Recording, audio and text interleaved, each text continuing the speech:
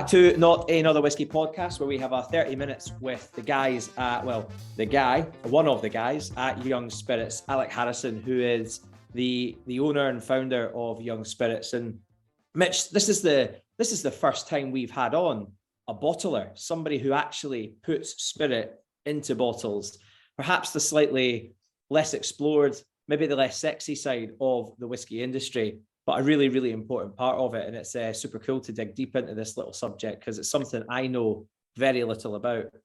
I know, mate. Alex, how does it feel to pop our bottler's cherry? I'm very excited to be here with you guys. Thank you very much for having me on. I don't know what else to say about being the first bottler that's on your podcast. Yeah, no, but it's cool. I mean, every time we speak to someone in the whiskey industry who's the small to medium size, who's looking to start something off, who's looking to get into independent bottling, or even established brands that are looking to do sort of slightly more unique runs and things, you guys are always mentioned. I think it's fair to say as a problem solver, as a solution, and obviously a really good bottler as well. Like, what is the story behind Young Spirits, and I guess what is it you're trying to do, Alex?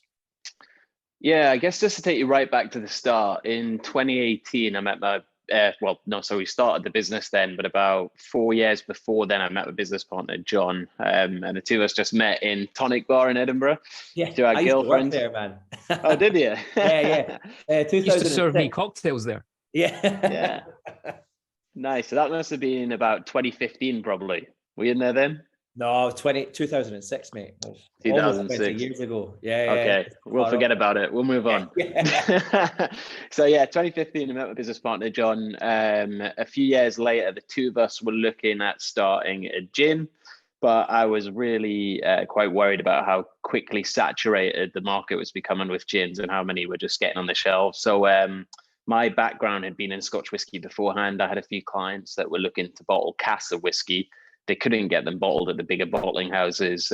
So we just thought there was a bit of demand there, a bit of pent up demand. And the two of us launched a bottling facility with maybe still the inkling to start our own gin, but then the bottling just grew and really took over. So we just dived headfirst into that really. And we've cracked on until now, 2022.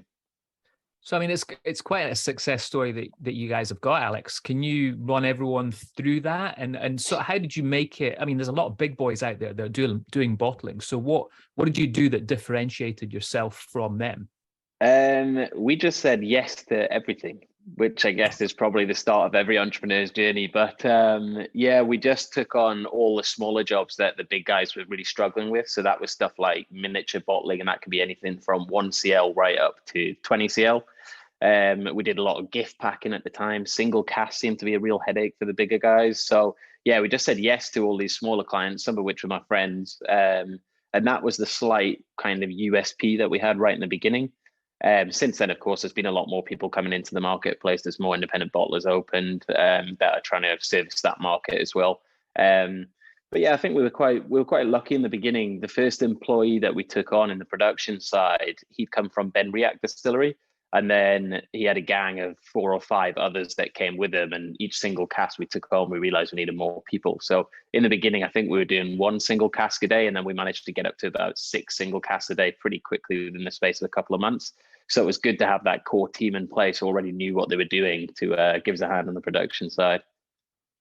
I was looking at your stats before this call. It's pretty impressive. I mean, you went from 3 to 42 employees now. Is that right? Yeah, that's right. I mean, it changes pretty much every day, just given the capacity of work that we've got on. But about 43. Yeah, that's really, really cool. And what's the kind of, we were chatting about single cask bottlings and some of the miniatures and things like that. Who are some of the guys that you're bottling for, then products that we could see out there on the shelves and things? Because it's always nice for people to kind of get an idea of like how broad it can be, I suppose. Yeah, so we work with anybody from private individuals who might have a couple of casks of whiskey right up to the big MNCs. So, your like Pernod, for example, Edrington, those kind of groups. We work with them on the miniature stuff. I think bigger volume runs. There's a couple of big online retailers that you've probably heard of. We work with all sorts of client base. That's cool. And in terms of like stuff you learned and all of that? Obviously, you've been in the industry and you've brought good experience and stuff like that in. Like, is there anything that you're like, oh, I wouldn't have done that again, or I'd love to do more of that? You know, the kind of learnings of a founder are always interesting to hear. You know, there must be a few things you thought, oh, that was a mistake, or that was but happy accidents sometimes too, right? Yeah, definitely. And I mean, I feel a bit, I think I've got a bit of imposter syndrome really sitting here telling you guys about this, because I can only offer advice from experience. I don't know if it's the right advice really, but yeah, we're at a scale now where we are probably an established business after 3 years. We have been through a few different hurdles, if you like. But yeah, I guess like a bit of advice for anybody really coming into the drinks industry. I've got this saying at work, ABP, or just always be prepared. And what I mean by that is you can't always be prepared, right? So it's a bit of an ironic statement in itself, but it's when you first start the business, you're trying to just really get the business up and running. So like I touched on earlier, you're saying yes to everything. You raise a bit of capital maybe, or you take on a loan, just question that. Is it enough? Will it be enough if certain things happen? Then you take on staff. Are they the right kind of staff? And then, of course, once the business becomes more established, are the staff happy? Can you keep them happy? And you're kind of going through all these different challenges with each stage of the business. But it's just always to be prepared for kind of the unprepared scenarios that you're going to fall into. Yeah, I guess we have had a few kind of accidents along the way. There's been a few recordings of us spraying ourselves in the face with certain spirit types when we were just starting out. I don't really think that you're not a bottler unless you've been sprayed in the face by a hose of whiskey. Do you know, I was thinking that because I remember the story of I'm sure it was Ardbeg Serendipity. Well, it was, wasn't it? Where they mistakenly blended. I think it was a Ardbeg 17-year-old and a Glen Murray 8-year-old or a 10-year-old or something like that, and those little things and vattings and bottlings, and it's just the switch of the wrong valve or whatever it might be that just could be catastrophic. We had one with a Macallan 18 and a Highland Park once upon a time as well at Edrington, and these sorts of things happen, right? I mean, they obviously don't publicize them and stuff, but have you ever Angel's Tears whiskies, you know, have you ever got rid of one of those by accident or popped it into the wrong vat? Cannot confirm or deny that. That's it. That's always the worry, isn't it? Like, I always think about that, like these very rare whiskies that super special because they're highly emotional, and you know, there's so little of them. They are very, you know, you've got to be so careful with how you handle them, but these mistakes, they're natural. These things can happen, especially as people are involved, right? Yeah, absolutely. There's an old adage in the bottling industry, and it's you never hear if you've done a good job, but you'll always hear if you've done a bad job. That makes sense. I get that. Yeah. That's funny. So in terms of like what's sort of next for you guys, you're bottling other people's products, but you've got your own rum brand, which is out there. And actually, I came across it by accident. I was in Nauticus the day after you did your little party. Right. Yeah. And yeah. there's bottles of it knocking about. So I had a little taste in there. We were doing a photo shoot down there. It's a great bar. But that sounds like it's going quite well for you guys. And certainly having your own brand, it must be quite interesting having the experience of bottling so many other people's previously. It's a lot easier, put it that way. Yeah, with Uhuru was a bit of a passion project for us, really. My business partner, John, he spent a lot of time in South Africa when he was younger. With Young Spirits as more of a concept type thing, we were looking at what else we could do to give back to local communities or to give back to communities afar in this case. And Africa was something that was very close to his heart. So when we launched the brand, we did it in collaboration with Tusk Charity, which is a charity based out of London, but they raise money for conservation in Africa for African wildlife. So yeah, 10% of net profits from all sales of the rum and the whiskey that we've got go to Tusk Charity, and that goes into various conservation projects across there. And we just launched a couple of weeks ago now, we launched our partnership with Edinburgh Rugby. So that's our real first foray into advertising with that brand. And I must admit, it is a little bit of a punt, but there is budget there to be spent for it. So I guess we can only analyze the results at the end of the season, but that's quite an exciting opportunity for us. Oh, big time. And like rum's important, right? I love rum. Big fan of it, as Mitch knows as well. We don't talk a lot about rum on the podcast, but I think there is a lot of overlaps, right? It's an aged spirit. Flavor wise, there's a lot of boxes are ticked between rum and whiskey, and I find that whiskey drinkers quite often like to explore rum and are quite interested in the category. Are you finding that then with the Ruhu, the rum side of things? Are you finding there's a bit of an overlap between some of the whiskey and the rum drinkers? Yeah, definitely. I think a lot of the whiskey drinkers to begin with are a bit standoffish about the rum, whereas I find it a lot easier to convert people from rum into whiskey, but not vice versa.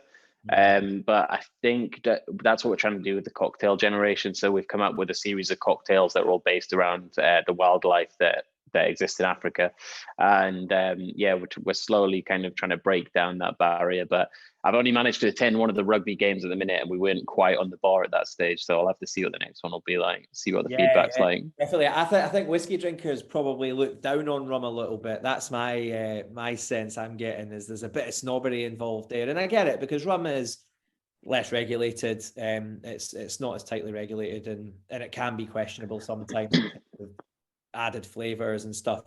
But I think if you get good rums, I mean, they're right up there.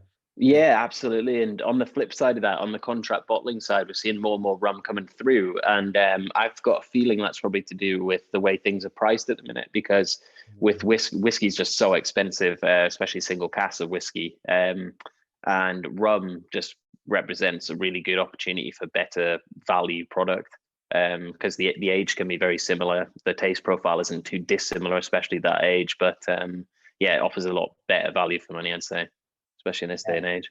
Yeah, and see on the sort of your own brand side, casks have become quite hard to get hold of.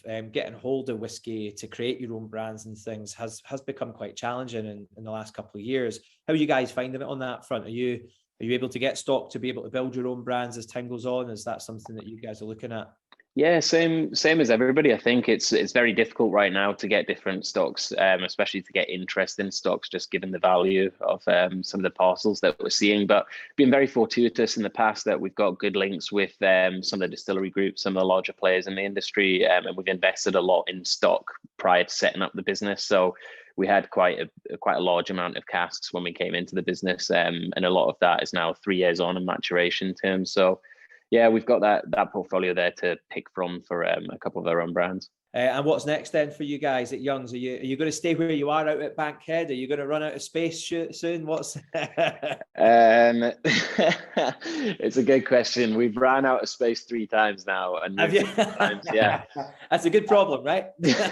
I think it is at the time, but then when you're dealing with the headache of moving it all again, it becomes a bigger problem. But actually, in November we're moving again we've taken on another warehouse which is next door to us. So in the beginning, to give you an idea of the scale, we went from 2,000 square foot. We're now at about nearly 40,000 square foot with the new warehouse that we're taking on. So that's going to be a bit of a short-term maturation site. We've got room for about 2,000 casks in there, probably for 1 to 2 years storage, just to help the bottling operations. And then we might look at some longer-term maturation opportunity as well. But yeah, in terms of exciting things that happen for business, we've got financial controller starting in October, which everybody's very excited about. That'll allow us to do a bit more cost analysis with the stuff we've been working on. Yes to things go. We're actually that, yeah, absolutely. I think that'll help the guys in production. And then yeah, a couple more key hires off the back of that, and we've got some pretty exciting plans for the brands. Edinburgh Rugby, of course, being already underway. So yeah, there's a lot of stuff coming up that I'm sure you'll hear about in the near future. Very cool. And Alex, I wanted to ask you as well, you know, a lot of the big guys right now are struggling with raw materials, glass and cork and everything like that. How have you guys find that? Have you been okay, or? Yeah, we've well, actually, no, not really. We were okay, and then when the Ukraine war happened, we've been less okay. To give you an example, when we first started the business, so going back to 2018, about 6 months later, the COVID hit, and we had to shut down the business for about a week. We're really worried about what was going to happen next. Were we going to have to shut down the business for good? Then we got a call from a couple of distilleries saying that they were producing hand sanitizer, and the normal labs that were processing it couldn't process the hand sanitizer that they were making because it was full of cask chips. So they asked if we could bottle it for them. So we took on a few IBCs of hand sanitizer to begin with, and sure enough, that grew and grew and grew. And the car park was full of hand sanitizer, and the neighbors were getting a bit unhappy. So that kind of accelerated our first move. Then the second move, again, we ran out of space when the spirits came back on because we had a bit of a backlog. And at that point, we were just kind of on the fringes of Brexit. And then, of course, Brexit hit and we couldn't really get stuff out the facility. So then we had a problem of trying to push stuff out because all the shipping laws had changed. But it wasn't affecting the supply so much. And now that the Ukraine war's kicked off, we are really struggling to get hold of glass. We're struggling to get hold of corks, caps. I didn't realize the Ukraine had was supplying so many corks to different companies, but we've had a lot of companies come to us and just tell us, hey guys, sorry, we cannot bottle on this date because we can't get the corks in time. We haven't looked at a different supplier. So beforehand, last year, for example, where we were able to pull off or call off like 1 or 2 pallets, we're now having to actually forecast how many pallets we're going to be using for the next 2 years and ordering that in bulk and leaving it in Europe before we can pull off, say, 10 pallets at a time. I suppose it's a crazy thing that maybe people listening don't really think about is the shortage right now and all the supplies for whiskey, but it is a serious problem that we're having to address right now within the industry, you know? Yeah, massive. I mean, all the raw materials, they've apparently tripled in price. Not that we have access to that really. The glass is a major problem, a major factor. I mean, there's 2 really common bottles that we use, the Oslo bottle and the Nocturne bottle. And as I say, last year, we were able to just ring up the supply and we could get them within either 24 hours or a week later. Now it's like you're ordering a year in advance. Wow, that's mad. I mean, you're part of the industry. Must COVID, because of how many people you need to be working on a bottling line, for example. I was at White Mackay during COVID. And I remember speaking with the guys at Grangemouth, which has got a decent sized bottling facility over there. And just the social distancing on the lines and stuff like that was a real challenge for them, combined with Brexit, combined with supply, which is obviously massively impacted with Ukrainian issues and things like that. I mean, you guys are right at the sharp end of all 3 of those issues, really, right? Yeah, we are. And it's funny because as this beforehand, we were just hiring friends and family when we needed them. But then as this is all kicked off, it's been a lot more crucial to get people in with the right expertise who can actually so we've just taken on somebody who's a specialist in logistics. So he's joined us. We've got a couple of account managers now. We've got somebody else that's able, like a proper procurement manager who's able to forecast and procure stock on our side. So yeah, these roles just become a lot more vital as the company scales. That probably would happen naturally, but I think given the circumstances and the things that are going on in the world, we've had to get those positions filled quicker than we thought we would have to. Yeah. But you've achieved a lot, man, in what, 3.5 years, 4 years? Yeah. It's been a pretty steady upward growth trajectory, but we know it's going to plateau at some point, and it's just to kind of be ready for that. Make sure we got the foundations there. So what's the what sort of output then are we talking? How many bottles can you guys whiz down a line? Have you got all that sort of stuff in your head? Because I know that guys that work on the lines, they're always like, oh, we can get 3,000 bottles every 7 minutes, and that's 1 billion bottles a year.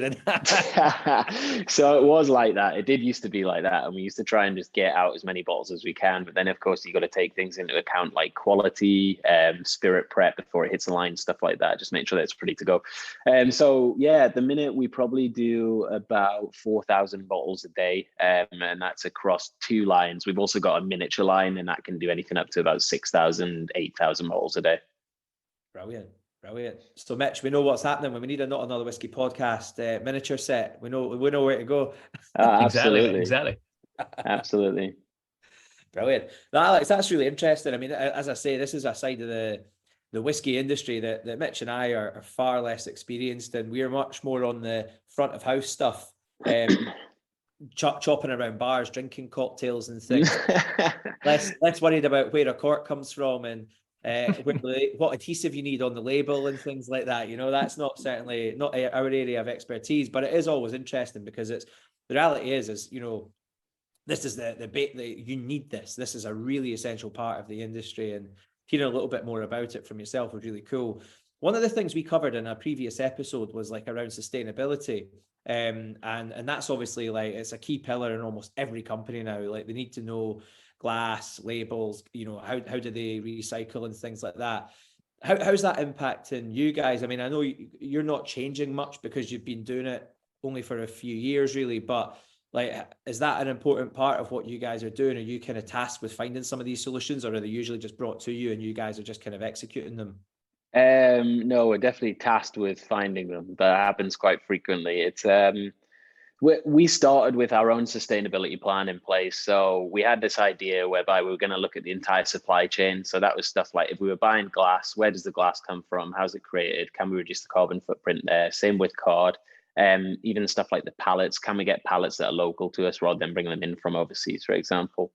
And that's something that we're probably not good enough at, actually, and we need to keep reviewing and keep going over, but it's just trying to find the time to do that. It's very, very difficult. We do have solar panels at Young Spirit, so we're kind of 30% less reliant on grid energy that we were in the last place. And again, that's something else that we need to look at. How can we be more sustainable in that area? There's a big thing coming in, which I've flipping forgot the name of, but it's a bottle. Yeah, the return scheme. Yeah. So that's coming in across Europe and coming into Scotland as well. So that's going to change things as well drastically. And it's just about understanding that better and having the time and resources really to plan for when that comes into effect. Yeah, because that's a big one, isn't it? I was chatting to someone yesterday about that. It was actually, they were canning soft drinks, and single units like that, I think, are probably going to get something like 17 pence added to them or something. I can't remember the exact number, but I guess on bottles of spirits, it's probably going to be higher than that, being that they're bigger and more valuable and stuff. But it's a big impact, isn't it? That's going to have in terms of, because it's added cost and complexity probably as well. Yeah, definitely on the complexity side, because I know we're now operating in two aspects, as in we're a contract bottler and we have our own branded stuff, but the majority of the business is contract bottling rather than branded. And it's just how it affects us as a contract bottler, because we do supply glass to customers. So it's just, are we able to pass on that cost? How do we actually get that cost back and able to pass those costs on to the customer? It's all those kind of questions we need to be asking. But yeah, I guess that'll be a project for us later in the year. Yeah, it's a deposit return scheme, isn't it? Yeah, the DRS. Yeah, when's that? That's kicked. Is it next year? Yeah. Next August, I think. Yeah. Yeah. No, that's a big one. Yeah, we'll probably get into that one at a later episode and really understand like what that means for the industry and stuff. But it's very much more of a kind of production thing, which is what you guys are very involved with. And as you've got the bottling and the business is up and running, you've got your brands. Have you ever been interested in the sort of distilling side, or are you guys quite happy to kind of leave that to the others, or is that something that's maybe on the horizon one day? Yeah, I'd definitely say it's on the horizon one day. We just can't make our mind up, and we just get sidetracked a lot by the contract bottling. So have that plan in place is something that we need to nail down. But at the minute, well, before the Ukraine war kicked off, spirit was fairly accessible to us. So we didn't have problem buying spirit. And that's something that we've always been, that's been like a key asset to the business. But going forward, if it is going to be as unpredictable, it's certainly something that you think about more and more. But yeah, definitely on the horizon for us. I don't think we want a new distillery necessarily. We'd probably be looking for a more established distillery. But obviously that comes with a huge amount of capital. So it's just then how we plan for that. Yeah, no, that's it. I mean, they are expensive. I mean, they're expensive to build, right? Most of the distilleries that are being established are sort of 10 million quid, 12 million quid builds, and then you've got, if they're sat on any stock, it becomes quite valuable quite quickly. It would be a big outlay, but a massive opportunity, and especially if you've already got so many things in place, the bottling, a little bit of distribution, appetite for product and things, you guys can just crack on with it. And it seems like warehousing is a big challenge for a lot of people as well at the moment. Space to put casks, which you've obviously identified because it's something you guys are looking at and doing already. But that's another issue that a lot of people I speak to are saying there's just nowhere to put casks. Really challenging. Yeah, it's an absolutely enormous problem for the industry, and it's just growing and growing. I guess it's just land mass. People that own the land, do they want to turn that warehousing into maturation warehousing? That brings with its own problems, because then are you dealing with one client, or you're dealing with 50 clients, or even more than that? How often are the casks changing hands? What happens if any of the casks leak? You're entering a totally different game really with a maturation warehouse. So you've got to be quite kind of like vigilant really. Yeah, that's it. A lot of people just think, oh, well, that sounds brilliant. You can just put all the casks in there and that's it. You leave it. It's as simple as that. I mean, I've got space under my couch. I could get 3 under there, no problem. Daz, that's what we thought about bottling. We thought this would be dead easy. Yeah. Well, look, it seems like you guys have. You're making it look easy anyway. What we must do, and I haven't been out yet. But I'd love to come out and see you guys, and I know maybe once you've moved, probably more sensible if you're moving quite soon, maybe wait till then. But yeah, I'd love to come out and see you at Sight Hill. Mitch and I could come out and have a saunter about. It'd be cool. Yeah, and I was reading as well, Alex, you've got a bar there, right? So you had me at bar. So well, we should have, maybe next time we could do the podcast from there. Sounds like a good shout, man. Definitely. But yeah, no, you're more than welcome, both of you, to pop out and see us. The move is just really, we're just racking up in November, so you can come out before then, after then, whenever you want. All right, brilliant. Nice one. Alex, thanks so much for your time, mate. Great to hear more about Young Spirits. And what we'll do is we'll share the Instagram handle. It's what's the handle there? Are you asking for our handle? Yeah. Just let me check this. It's at Young Spirits Bottling Co. Yeah. So can we do that again, just so it's a little bit cleaner for the edit? Yeah. At Young Spirits Bottling Co. Actually, let me just do that. So, Alex, if people want to find out about Young Spirits, where can they find out about it? They can go to our Instagram handle, which is Young Spirits Bottling Co. Brilliant. And also the website, which is very nice, I have to say. It's very snazzy. And I kind of mentioned this at the start, is you're actually making something that was always sort of seen as the kind of back end of the whiskey industry, bringing it right to the fore, which is quite cool. So youngspirits.co.uk. Check the guys out, find out a little bit more about what they're up to. It's really interesting, actually. I found it really useful having a quick look at the website. So thanks very much, Alex, for joining us, hearing a bit more about Young Spirits, and we look forward to come and see you at the Bottling Hall very shortly. No, at all. Thank you very much for your time. Thanks, Alex. See you guys. Bye.